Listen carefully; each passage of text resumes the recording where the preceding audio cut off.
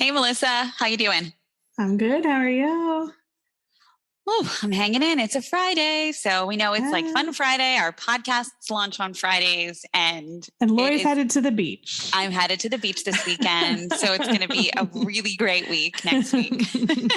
Actually, this week, because we're this past week when this launches. That's right. Yeah.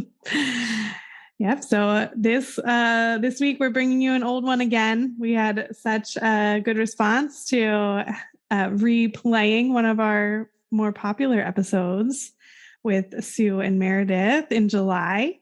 So since Lori's taking a little break, we're going to do it again in August. So we're bringing you slightly different this time.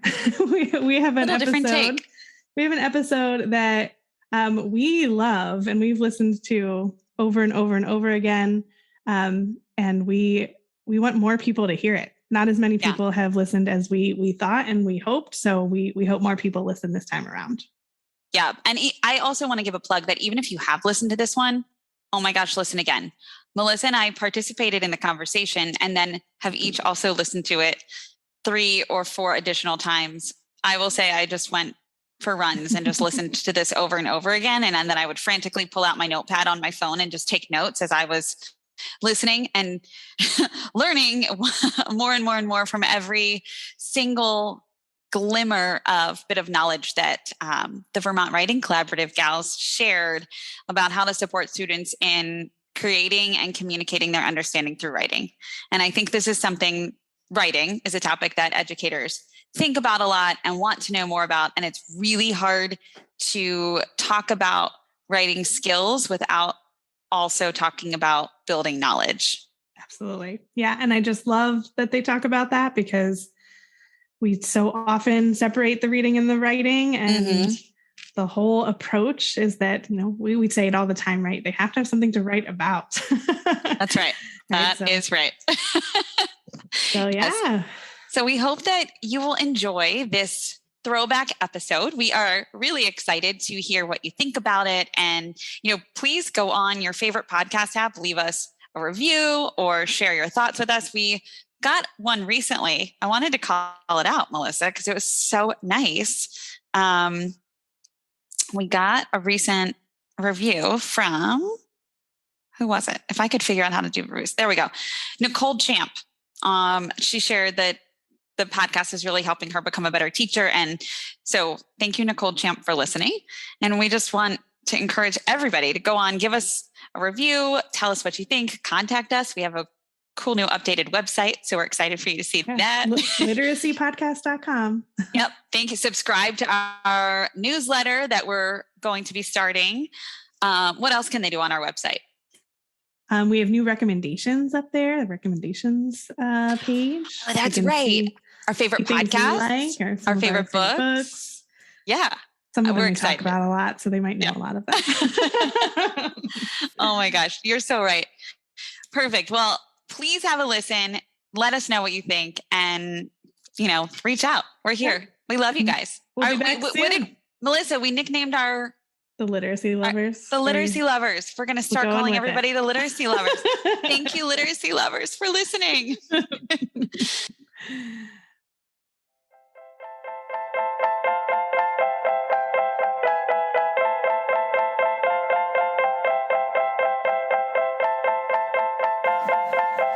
Welcome, teacher friend. I'm Lori. And I'm Melissa. We are 2 literacy educators in Baltimore.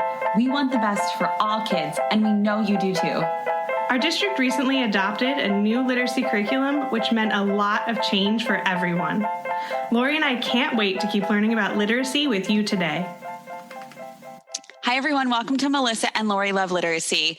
We are very excited for our 2 special guests today. Melissa, we've been wanting to focus on writing for a really long time, and we know that it's really hard to focus on writing without also talking about reading. But our 2 guests today are really experts in this area, and I wish my book is in the other room, but I wish I could hold it up right now in the camera because I told them that I wanted them to autograph it for me. And Melissa, I know you have your copy. Yeah, I left my copy of Writing for Understanding at the office this whole time. thinking like I'll be back soon, but it's been there. And I always think, I'm like, I need that book. I need to just get another copy. Yeah. So now it's been at the office since the pandemic? Yeah, almost a year. Oh my gosh. I'll mail you one. Well, welcome, Diana Leddy and Joey Hawkins. We are very excited to have you. They are Joanna and Joanna. Wait, what am I saying? Diana and Joey. Diana. I was merging your names because your name is officially Joanna. Diana and Joey. People typically say our names all in one breath anyway, like it's one word, Diana and Joey, because we've worked together for so many years. You're like when celebrities date and they have those celebrity names. I'm getting tongue-tied because I feel like I'm meeting celebrities. Sort of like Abbott and Costello. That would be a more apt comparison. All right, I'll try again. Diana and Joey are here from the Vermont Writing Collaborative. So welcome. Diana, would you kick us off and introduce yourself? Sure. My name is Diana Leddy. I have spent most of my career teaching in Vermont, taught for over 25 years, all grade levels, K through 5. And most recently, I've been working as a consultant to support nonprofits, mostly in developing curriculum that will help all students to learn to write. Love that. And Joey, welcome. Share a little bit about yourself for our listeners. I'm Joey Hawkins. I also have been a public school teacher in Vermont for a very, very, very long time. The bulk of my experience was at middle school, sort of an integrated middle school program, which we were thrilled to be able to sort of engage in so deeply for so many years. Before that, I was a special ed teacher in Minnesota, in northern Minnesota, which really kind of helped inform where we finally ended up with the Vermont Writing Collaborative, in the sense of seeing what do you actually do for kids to make them be able to be competent in ways that all kids need to be competent in terms of reading and writing. So I think when we had the incredible good fortune to have the flexibility in the school we worked in Vermont to bring some of those forces to bear, it all sort of came together in ways that we think we learned a tremendous amount. We think that the kids benefited too. The last few years since I retired from public school teaching, I have also been working in sort of helping schools, helping some particular school districts, and working with kind of national curriculum.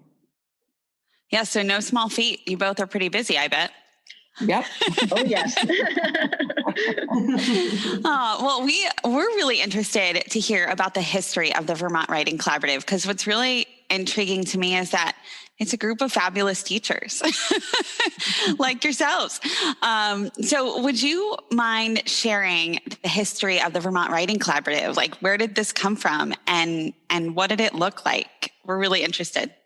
Diana, do you want to start with that? Sure. We think of the Vermont Writing Collaborative as something like a small miracle. And it really just happened because there were a group of teachers in the school that we worked in Vermont. Joey and I were a part of that group, and there are many other wonderful teachers there as well, that became really concerned with the fact that most of the students in our school were not learning to write, and even more concerned with the fact that we didn't know how to help them do that effectively. At that time, Vermont was one of the early leaders in figuring out how to define effective writing. And we actually had a statewide portfolio project that was our state assessment. Students in 5th grade and 8th grade actually handed in work. We handed in folders of work and learned how to score them. And that counted as their statewide proficiency in writing. So, wow. And we were sort of involved in that movement. And what we realized was that understanding what makes writing effective, learning how to score writing was crucial, and it was foundational. If you don't know what you're looking for, you can't figure out instruction to get there. But we didn't know much in terms of instruction, and we didn't know how to get kids there. So it left us in this position where we were painfully aware of what our students weren't able to do, painfully aware of what we weren't able to do, and we needed some help. So we turned to our colleagues in our school, and we did what I think you'd now call an action research project. We did not have the name for it back then. And what we wound up doing was setting up a monthly rotation, and the whole staff participated. So grades K through 8, small school, so one teacher at each grade. And we got together monthly. Everyone shared what they knew. We chose a particular writing type, and everyone shared what they knew. We, learned all together about what would make that writing type effective at different grade levels, what those pieces and benchmarks looked like. Everyone in the room shared whatever they had discovered about effective instruction. And then we all went off for a month and taught in our classrooms. And that teaching resulted in our bringing back student work. And we spent the next meeting looking really carefully at that student work and also discussing what we had done in the classroom and trying to figure out, our mission was really simple. It's, what worked, what didn't work, and what do we need to know now? And that group eventually became the Vermont Writing Collaborative. We started informally sharing with other schools around us. And very soon there were people who were asking us, can you tell us more about that? Can you share your materials? Can you share your ideas? We started going around to some other schools. And now really the approach has spread nationally. And I think the other thing I'd add to that, just in terms of history, is that as that was happening, as Vermont was developing this kind of ahead of its time portfolio program at the time, and this goes way back to the 90s, I think, as I recall. It was really quite a long time ago. And there were writing networks, which our school was involved in, as were most other schools in Vermont around the state. And Vermont is a pretty small state. So when you have 14 or 17 or whatever it was writing networks, a lot of teachers participate. And some of those teachers were the teachers who ended up becoming part of our Vermont Writing Collaborative with us, who were not in our school, but were asking the same questions about how do you really help kids to write? And one of the things we learned because so much was leaning on assessment in those early days, and it was a really good idea to be looking at student work and learning from it. But we began to realize two things. One was that if kids didn't really understand what they were writing about, there was no way that writing was going to be effective. And we could see that in the writing we were sharing really around the state. And the other thing that we began to realize was that when all of the emphasis was on assessment and none of the emphasis was on instruction, teachers didn't really know what to do with what they were seeing, what they were sensing, and what they were actually seeing in the writing. They didn't know what to do about it. So we didn't either, but we began trying things. But once we had identified, it was helpful to identify the problem. So once we had identified the problem, and by this time it was based in our school, but these other schools were involved in it at the same time as well, we could start sharing strategies. This worked, maybe this would work. And that became a highly collaborative effort, kind of starting in our school, but really more than our school. Because, and I attribute some of that to the fact that Vermont very fortunately had this kind of statewide ethos about sharing between schools. And it was a small enough state that we were able to do it. It's amazing. I love it. We were very lucky. Very lucky. It sounds like the perfect scenario, right? The right place, the right time, the right people. Yeah. It's a once in a lifetime, right? It was very serendipitous. Yes. And I just love that. I mean, so often, at least in Baltimore for so long, we separated reading and writing. It was like we had our reading time and then we had our writing time. Yes. Yeah. And most people did that, Melissa. And still, that's a real struggle in many places, that issue of reading period, writing period. Who's the reading teacher? Who's the writing teacher? Still, that's an issue that people struggle with. We had the incredible flexibility in our school and in the state as a whole to say, I'm not sure that's working. Let's try something else. What I think is interesting is that I feel like a lot of teachers listening or even leaders listening, it's resonating to say like, we want to focus on writing, or we chose to focus on writing. I mean, I've been there. I've been at a school that chose to focus on writing. We did a lot of what you shared in terms of knowing, like what it means to get students to the final product, but we focused on the assessment and we didn't focus on that instruction piece. And we also didn't focus really on what they were reading in order to give them enough information in order to write about it. So they still lacked the knowledge to be able to articulate and what they understood. And in hindsight, in hearing you two talk and in reading, Writing for Understanding, that's really where we went wrong. And it was well-intentioned and I think a step in the right direction, but it just didn't come full circle like yours did. So I'm really curious, if what the next thing was after that. Like, how did you come to where, to find all the pieces to the puzzle, if you will, and how did teachers react to students building knowledge on topics in order to be able to write for understanding? And maybe that's a really big, broad question, but I'm just really intrigued. I'll take a stab at that for start, and then Diana, you can jump in. Sure. I would say that as soon as we identified it for ourselves and started trying things, the teachers that we could immediately work with reacted very positively to it, because it was so clearly true to sort of see that students couldn't. A big piece of what was going wrong for students was that they didn't know what they were talking about.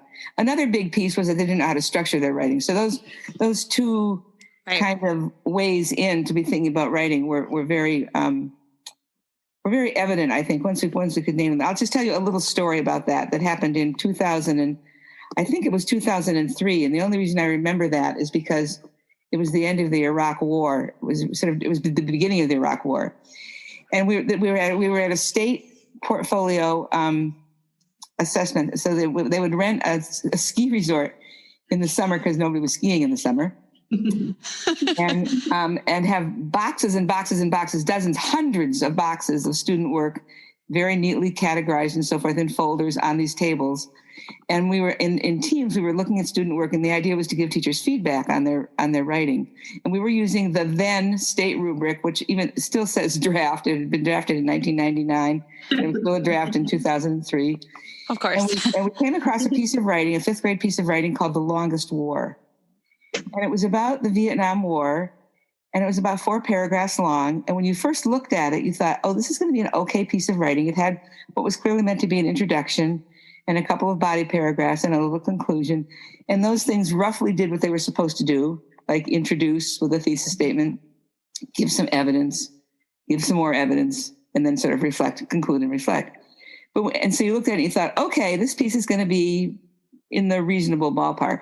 But when you read it, you realized it was not in the reasonable ballpark. The structure was, but the student really was wrong on the content. It wasn't just and they weren't just trivial wrongs. It was really a very significant misunderstanding. One of the things that the student said in this, for example, this is clearly very well-intentioned student, said was, well, it was a good idea to fight the Vietnam War because now they are in one country today. And you thought, wait a minute, I don't think that's true. I don't think South Vietnam is a country anymore.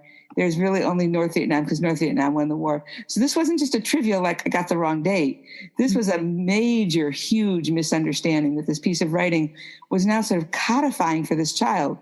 So the power of writing was working, in a sense, against this child, because once the child had put it into some sort of coherent form, which was what the structure did, the meaning was wrong.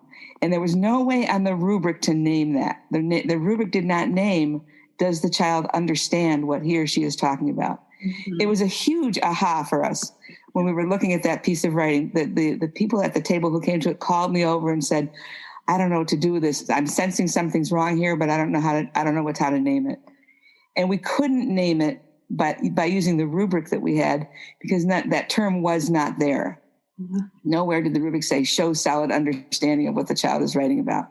And that was a very helpful wake-up call for us in terms of articulating one of the very important things that needed to happen, the fundamentally important thing that needed to happen for a kid to write well, about whatever they're writing about, whether it's personal or content writing. The writing is there to first to create and then to communicate understanding.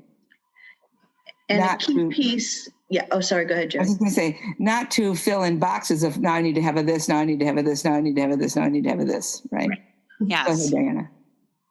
The key realization we came to also very shortly after that is that if we wanted that to happen in our classrooms, we needed to be responsible for ensuring that it did. So for a long time, people have known that writing pieces are better if students know about write about what they know.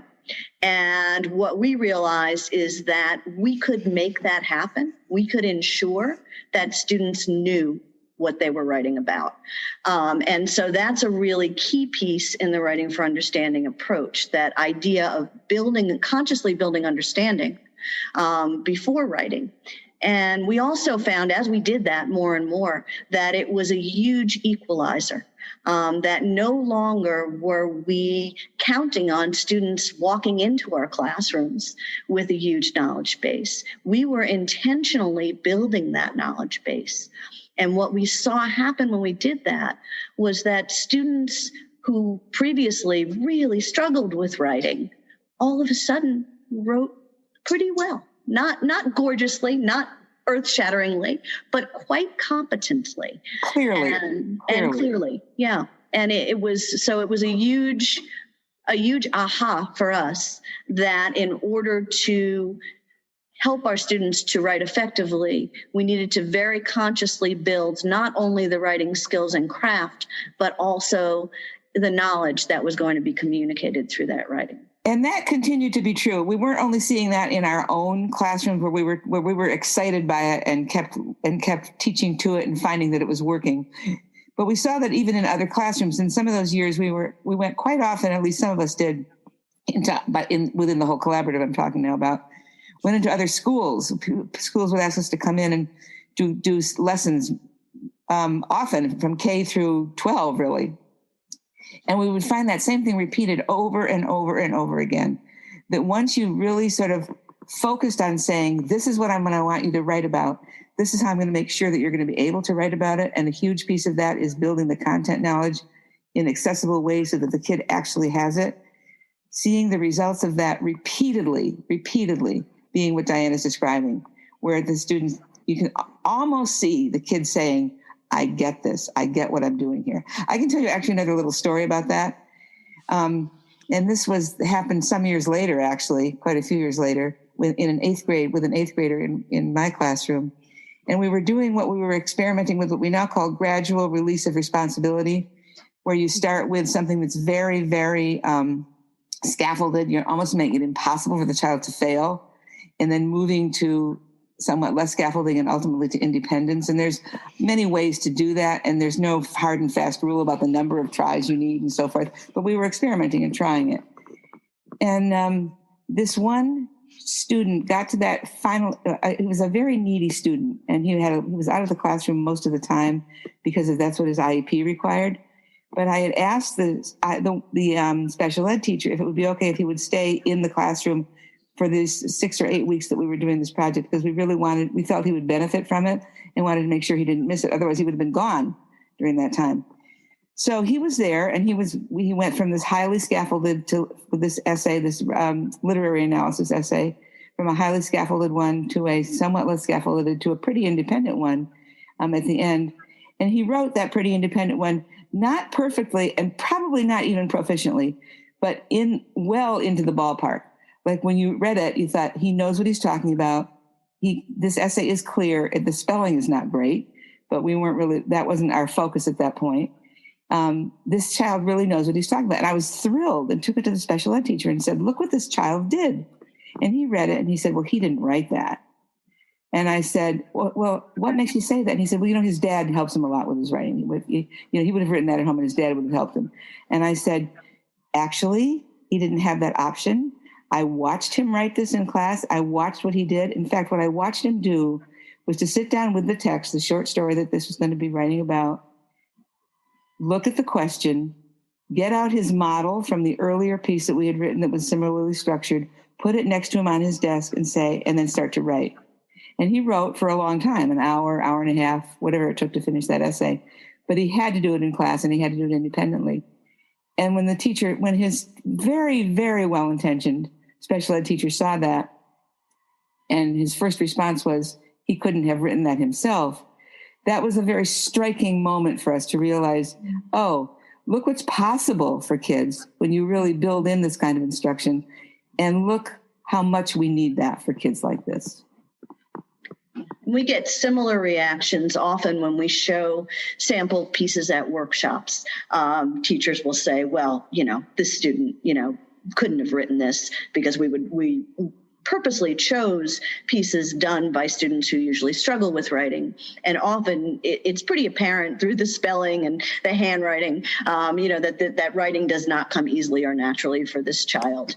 But teachers will often challenge us and say, well, how could this child know all these big words? And the answer is pretty simple. I'd say because we taught them. And that's really, really important. You need to teach that vocabulary. You need to teach that knowledge and understanding. And when we give students what they need, they can do things that are really quite unexpected and pretty amazing at times. Yeah. Melissa, do you have a question? I feel like you're... Well, I don't want to derail us too much, but your story, Joey, about the student with the Vietnam War essay, yeah, it really hit me because in Baltimore, this is just some data we have, over many years, we have about a third of our students who from third grade all the way through 11th grade just do not write on the state test. Like they get to that state test, they'll do the multiple choice for everything, but they just leave the writing blank, which breaks my heart. We have seen improvements with writing with wit and wisdom in classroom because of all the things that you guys are talking about with the instruction. And I don't want to take us down a rabbit hole of state tests, but I think, my thought is like, how do you do that on a test where you don't know what the content's going to be? The students likely don't have the knowledge of whatever it is they're reading about. How do we help students there? Or is it really just like testing is not what it should be? I can tell you another little story that might sort of address that. I'm not sure if it does, but you listen to it and tell me if it does. Some years after that Vietnam War, many years after that Vietnam War story, and even some years after that 8th grade special education student story, we were doing a state test. And it was it was the kneecap at that time, and kids who were on an IEP for reading were allowed to have somebody with them to read to them during the math portion of the test, because they didn't want their inability to read make it impossible to measure what they could do in math. And I happened to have a student. I was just given a student to do that. And we had to go to another building because there wasn't enough space in our school for all these kids who needed accommodations. And we were sitting down, and I said, okay, I can read to you this portion of this math portion, these math problems part of the test. And he said, no, you don't need to do that. I said, well, I can, because that's on your IEP and it's okay to have that accommodation. So that's why we're doing this together. He says, no, he said, I know what to do. I just read this over and over and over again, and I figure out what all the words, and I unpack it, and I put it in my own words until I understand what it's saying, and then I can go ahead and do the math. And I said, okay. And I watched him do that, and that's exactly what he did.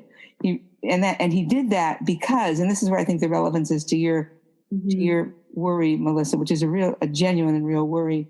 He did that because he had learned from repeated work of how do you tie reading to writing, what to do to help himself with the reading that he didn't understand, because he didn't understand it at first. He was a struggling reader.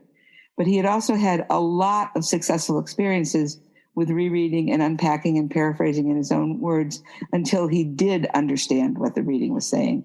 And then he was able to go ahead and do the math.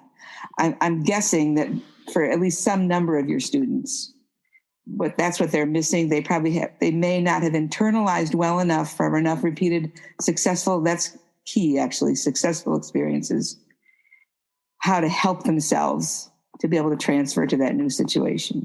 Yeah, it's a really great point. Sorry, Diana, go ahead. The test needs to provide the information, though, and sometimes they do and sometimes they don't. Right, sometimes it's a test problem. Yeah, the test needs to provide some reading information, something to read and a way for students to access that so that they can get that knowledge. But I think often you do wind up with scores on state tests that are not reflective of what students can do in the classroom in writing. And a huge part of that is that, there isn't an opportunity on the statewide assessment to adequately build that knowledge. And so students are at a loss. The other thing, though, I think is that by the time kids get to third or fourth grade, if a kid who has really struggled with knowledge at all, vocabulary at all, and so forth, that it takes a lot of repeated successful practice and some degree of gradual release that works, that is successful for a kid to be able to sort of manage in an on-demand situation like that, to sort of figure out what to do. Right. That's what I was thinking, that they would have to have enough experiences with fluently, repeatedly reading complex texts. Successful experiences. Yeah. I can't name that enough. I think that one thing that we have sort of not realized, or at least not named well enough, is to say it's not just a question of practice. If the practice isn't yielding you successful understanding, that practice isn't necessarily very fruitful. Yeah. So it has to be successful practice. Joey, I think I want to say in our pre-call, you may have said this. I might have just said it in my head when you said something like that. I teach fitness classes, and I had an instructor say, or a teacher say, perfect practice makes perfect. And that phrase really stuck with me. And so I think that's what you're talking about, right? Like that successful practice is what gets us to that success. If I'm always doing a curl wrong, or a squat wrong, I'm doing that squat incorrectly wrong all the way to the end. And it's the same with kids in that fluent reading space. If they're reading it incorrectly and they're practicing it incorrectly and no one's ever correcting them and helping them to get to that success point, then they could practice all they want, but until it's, quote, perfect, if you will. Right. We're not getting them. I'm hoping that you all might be able to share, just in a quick snapshot, the tenets for writing for understanding, and really any research that you turned to, which I believe is knowledge building research, which is interesting because it wasn't so much writing research. So I'm curious about the key tenets for writing for understanding, and then the research that you turned to help guide you through supporting those tenets in your practice. Diana, why don't you start with that, the tenets? Sure. What we wound up with were, we think of them as 3 pillars of writing for understanding. And the first one is backward design. As we were saying, it's really important to know where you're going, both with the writing and with the knowledge building, and to really carefully plan instruction from those ends. So our approach is very, very much tied up with principles of understanding by design and other backward design principles. So, Joey? We sometimes call it the how do I get to Walmart principle. Like, you don't just say, gosh, I'm going to go out in the car and hope I get to Walmart. You say, where's Walmart? And then you plan backwards from that. Exactly. And that's really crucial. So there's a lot of teacher planning that goes into this, and a lot of being able to envision that final goal, both in terms of what that final writing piece will look like, and also in terms of, what kind of knowledge needs to be built in order to get there. And then the second tenet, so the first is backward design. The second that we've been talking about is understanding, that there needs to be a lot of time. And one of the things that people say all the time when they plan a sequence like this is, it looks like we're doing so many things that are not actually writing. And that's true, because you need to spend a fair amount of time building knowledge and building craft before you write. And that building of understanding looks like kids talking to each other. It looks like kids reading complex text. Acting things out. Exactly. Acting things out. Younger kids, very actively working with knowledge and manipulating, their thoughts and talking to others. So, that takes a good chunk of time. And then the third pillar is direct instruction. And that's where things like our structures come in. We use structures, we use models, we use graphic organizers, and a bunch of other instructional techniques. So our 3 pillars are direct instruction, understanding, building understanding, and backward design. And those are our basic principles.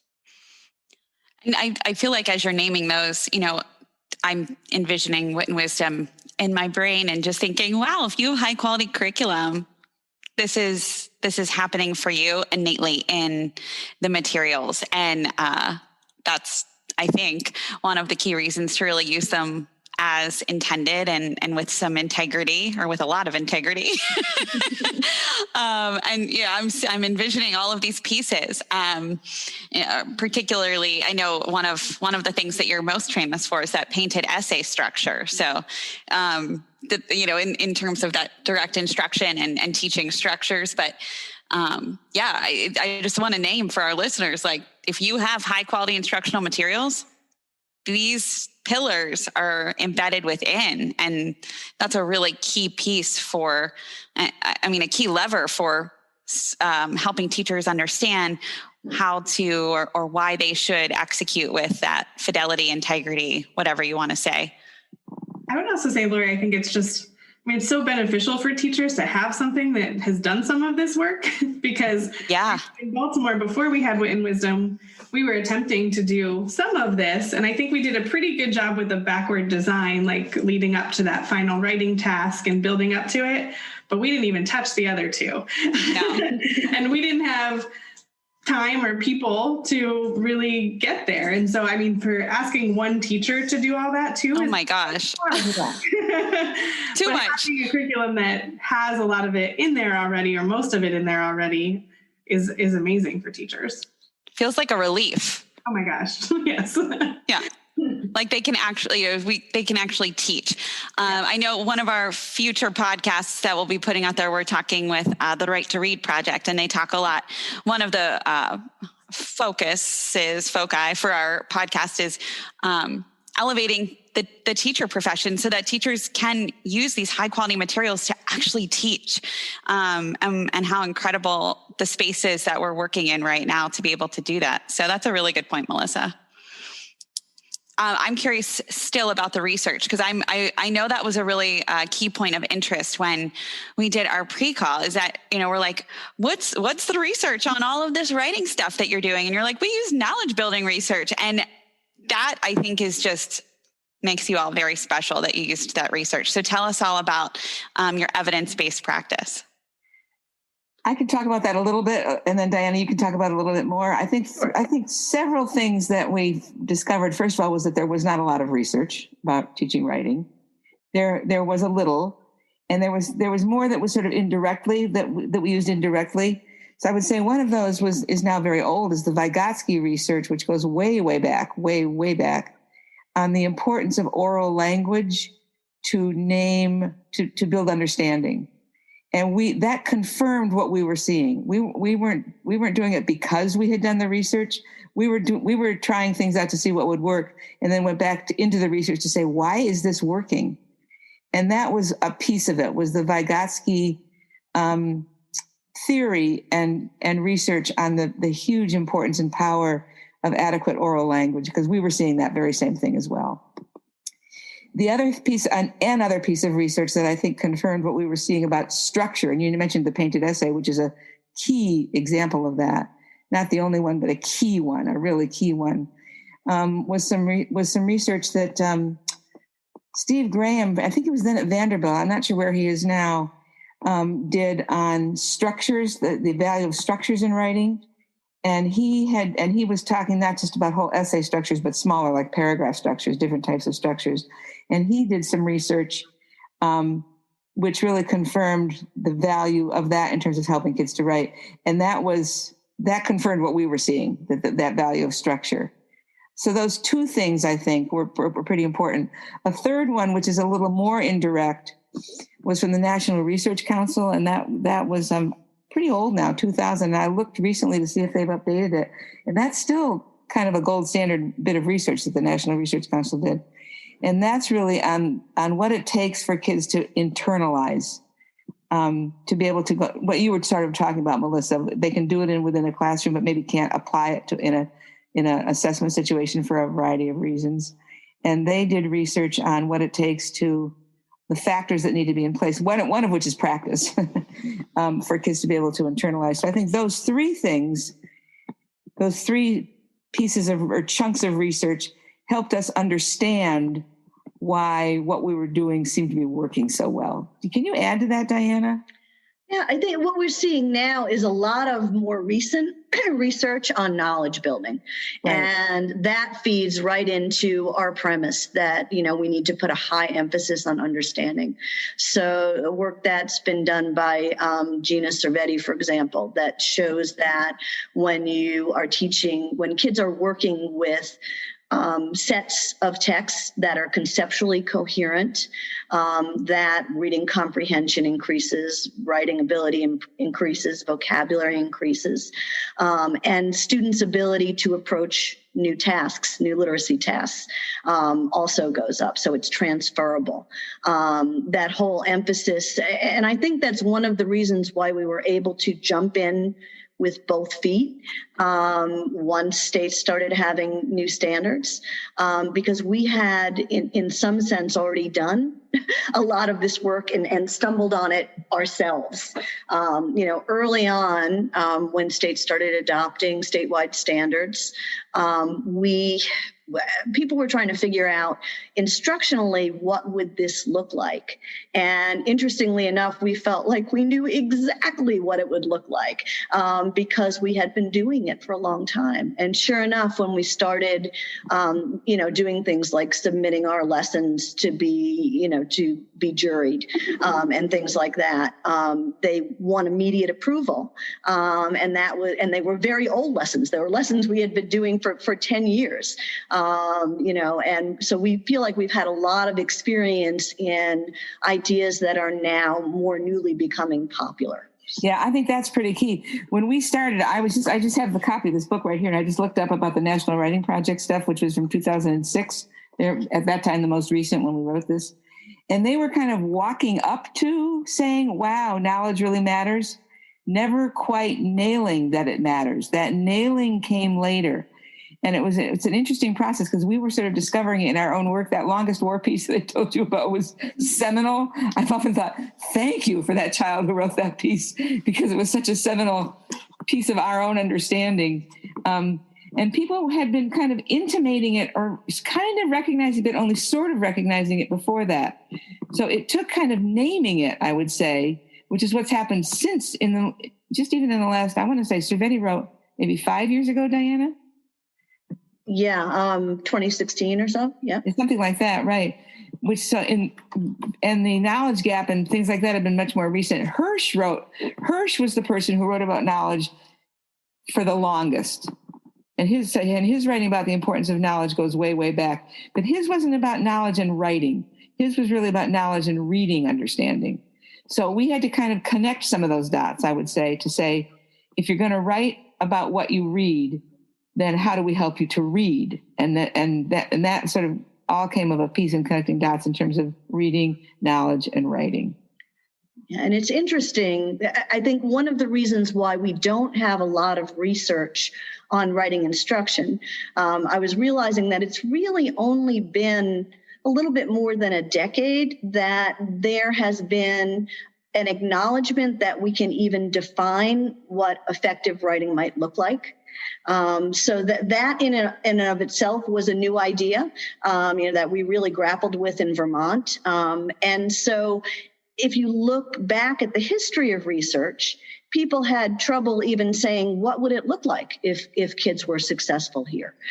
So that makes it even harder to design a research project. And so we're seeing some of that now. We did one small project ourselves. Also, these projects are just, really difficult to organize and get a lot of data on. We did one research project for Writing for Understanding. Back a while ago, probably about 15 years ago when we were. And that was with help from the state. That was when the state had a much more supportive network for making all these things happen than it was able to have later because the whole funding mechanism changed. Yeah, we were developing the approach, and we wanted, a little bit of data to validate what we were seeing. So we paired with a place called Vermont Institutes, which at that time was a nonprofit supportive agency working with the state of Vermont. And they went into classrooms, 4th and 8th grade classrooms, and trained teachers in the writing for understanding approach. We picked 4th and 8th grade because that's where our statewide writing tests were given. And it was a very small sample, but we saw a really important effect. So we did it in 14 different classrooms for a year, and compared the statewide scores of those students in those classrooms the year before and then after the writing for understanding instruction. All but one showed a significant increase in the number of students who were proficient. But what was more exciting to us was that in the classrooms where students began as the least efficient and proficient in writing, we saw the biggest gains. So there were 3 classrooms in particular where students, 20% or fewer of the students were proficient on the state test in writing. And we saw gains of, the smallest gain we saw was 10%, and the largest gain we saw was 65% more students achieving proficiency on the subsequent state test. And, to this day, that has been our goal, our focus. What can we do for those students who we struggle to reach? And for us, that very small study at least was some validation that we were able to reach students that really needed us. That's amazing. I'm so happy that that you connected that you thought to connect that research to writing, even though I'm happy that you didn't get discouraged and say there wasn't a lot of writing, research out there. So you turned to that knowledge building research and were able to draw connections out from there. One of the things that one of you shared in our pre-call is that the more you write about worthy texts, the more you're required to really intimately know that text, the more likely you are able to read other complex texts. Yeah. And that just really stood out to me. And I want to just briefly talk about the idea that a lot of kids are still being asked to write about topics that are disconnected to texts. And if we could just chat briefly about that, because obviously it's so important and it really is an equity issue, right? In order to have the kids write about the same topic. Melissa, I know you want to say something right now. You just reminded me of something I just heard yesterday, which is not new, but just that, being a better reader helps you become a better writer, right? Being able to read whatever it is, you become a better writer. But the act of the writing and being able to, put in words your understanding of that helps you become a better reader for the next time you read something. And so I just like thinking about it like that. They go hand in hand. It's not one or the other. They do. And an odd thing that happened to us when we first started using this writing approach, our principals started getting calls from other schools. And the principals were asking, what are you doing in your school in reading? Because your reading scores are so high. And it turned out, when you looked across our school in reading, there was no coherent approach. Everybody was doing their own thing, looked different in every classroom. But we concluded that it was the fact that we had this unified writing approach that pushed kids into complex text and pushed kids a lot and often and with meaning, that drove up our reading scores. Yeah. So I agree with you, Melissa. I love that. I love that you weren't afraid of the complex texts either. You had a mighty team. when the term complex text entered the vernacular, which was about the time of the standards, the Common Core standards, we realized that was something they were naming something that we had been doing for quite some time by that time. So that didn't feel scary. If anything, that felt validating, I would say, in our own personal experience. that we've been doing that. Yeah, I think you need to know a lot about a topic to write about it, have that deep understanding. And what you mentioned, I wrote down verbatim what y'all were saying in our pre-call. You both said you can't stop at what kids already know. Teachers need to take responsibility to build knowledge and a shared understanding. And writing is a powerful way of working with the knowledge. And Joey, you said a coherent chunk of knowledge. Yes, right. And I think we have seen that over and over and over again empirically in our own school, our own classrooms, and all the classrooms we've been working with. And that is really, I would venture to say, what Great Minds is built on. You're saying when curriculum like Great Minds are created, they're saying we are naming a worthy, first of all, worthy knowledge base. It's worth knowing something about this. It already has legs in that it links to other knowledge bases. So it's worthy in a whole bunch of ways. And when we build our language arts, our reading and writing curriculum around that, so it's intentional, that pays off great dividends, not only for that particular piece of writing, for that particular unit, but for the next one and the next one. Because knowledge, that's what schema theory tells us about reading understanding, and this isn't new information, this is old information, is that's what we do when we build schema. Building schema involves starting somewhere and adding to it and tweaking it and flexing it and increasing it and deepening that knowledge base.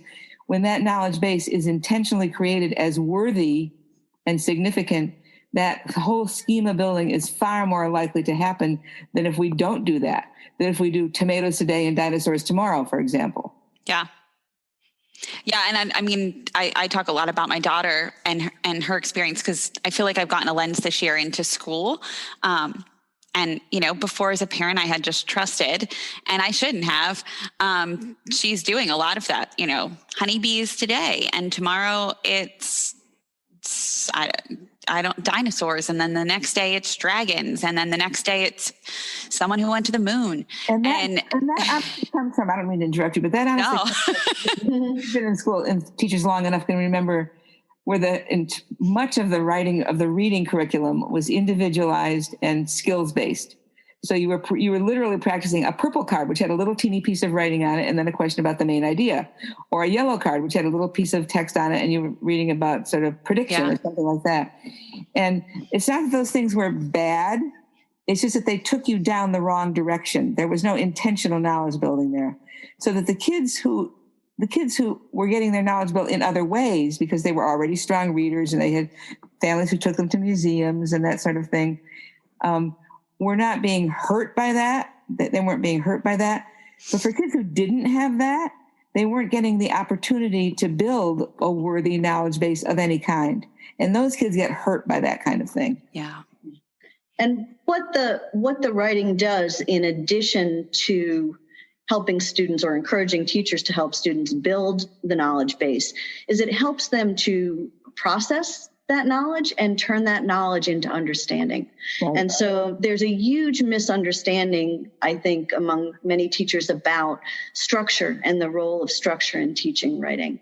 The importance of structure is that those structures push students to make sense of their thinking. They push them to synthesize. Mm-hmm. And so the structures that we use are also, and the models are a way of building schema for writing. So you're building your conceptual schema of the knowledge, but you're also building a schema that helps you understand how do we process information and how do we communicate that information.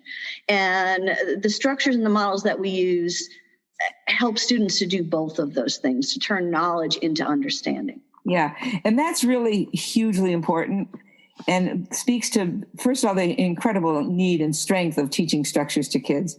Also hints at the limitations. If you teach only structure, if you think that structure is going to be the be-all and end-all, if I can only get the right graphic organizer, I'm home free. and it's tempting to think that for all kinds of reasons. But if we fall into that little trap, kids can end up thinking, I need to fill that box and that box and that box and that box. And that isn't coherent meaning.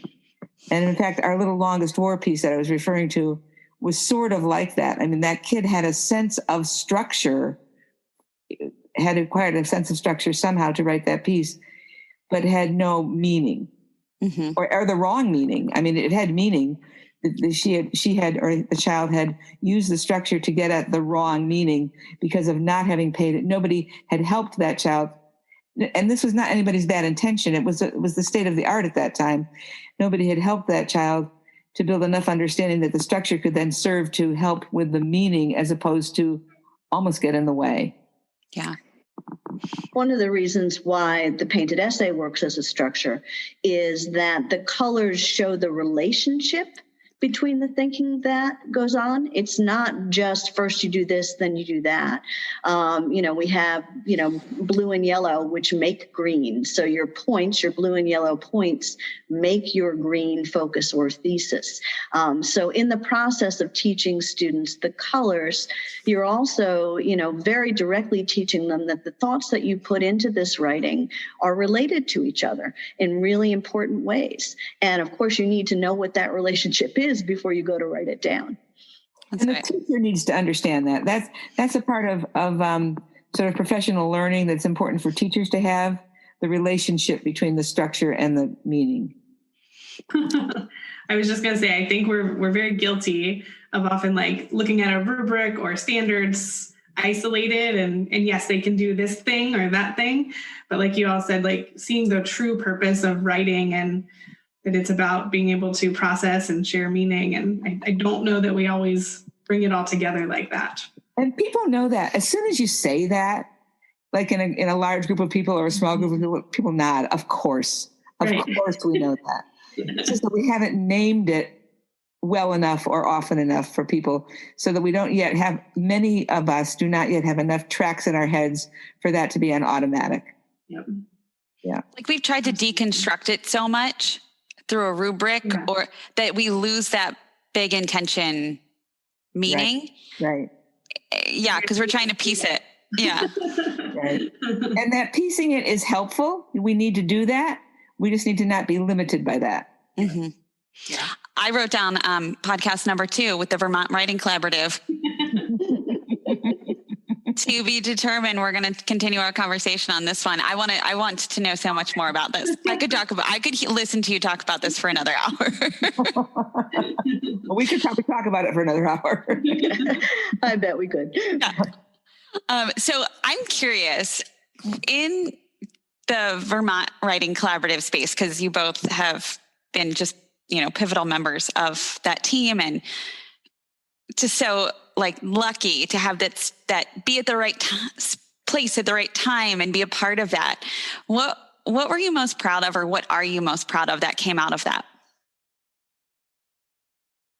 And I know I didn't prepare you for this question. I just thought of it. So I'm sorry. When you say that, Lori, what comes to my head? Lots of little individual student faces. That's all I can think of. I think, I'm most proud of our success with students. And in my head, those are particular students who come into mind, and what we were able to give those students. I would say that too. And I would even not use the word proud. I'd tweak it to say grateful. I find myself feeling very grateful for the opportunity to learn how to help kids who most need help. And without sacrificing our strong kids, because I think we have always kept that in the forefront as well. But when I think about the many, many specific faces, like all the stories I could have told you, and then there's this kid, and then there's that kid, and then there's that kid. And I think we were able to help. We were really able to help. And that feels good. Yeah. All right. Are we still asking for some advice, Lori? We are. All right. So we always wrap up our podcast by asking our guests to give a piece of advice to our listeners. So to teachers, school leaders, whoever you have the best advice for, maybe everybody. Two pieces of advice. One is work with a text that matters, that you care about kids working with. Work with a text that matters if you're designing something for yourself. I think that's hugely important. A second piece is show kids what you want. Show kids models. Not just mentor texts, although they can be helpful, but an actual model. Like, I'm going to write something a whole lot like this. Mm-hmm. We haven't even talked about models very much today, but that is a key piece of. We've often said to teachers, if there's one thing you need to remember about writing, it's show kids a model. If there's one thing, show them a model. So I guess I would say, remember that. And if you don't know how to write one yourself, figure out a way to get some help so somebody can help you with it, because that's very helpful for kids with writing. Mm-hmm. Diana, what about you? Yeah, I would agree with everything you said, Joey. And I would maybe add to that, that I would encourage people to just go out and try one. You can hit our website. We've got free lesson plans there. SAP has some, they're embedded in lots of curriculum that's out there already. But what we've found over the years is that it may seem daunting, and there may in fact be, many reasons why you'd be hesitant to do this. But once teachers do this and they see what happens in their classrooms and they see the change in their kids, and they read the writing, very few teachers are willing to go back. That's what convinces people to use this type of writing approach is seeing the effect that it has on their students, on children. So I would advise people to go out and give it a try. I like that. Diana, one of the very first hallmarks that we noticed in Baltimore, or I noticed at least as a coach, and I know that I've noticed this in other districts as well that I've worked with through Great Minds, is that's the first thing that teachers say, literally just after a month of implementing Wit and Wisdom, is, wow, my students are able to write like they've never been able to write before. And I'm like, oh my gosh, yes, that is a great hallmark to notice. And then let's think about why.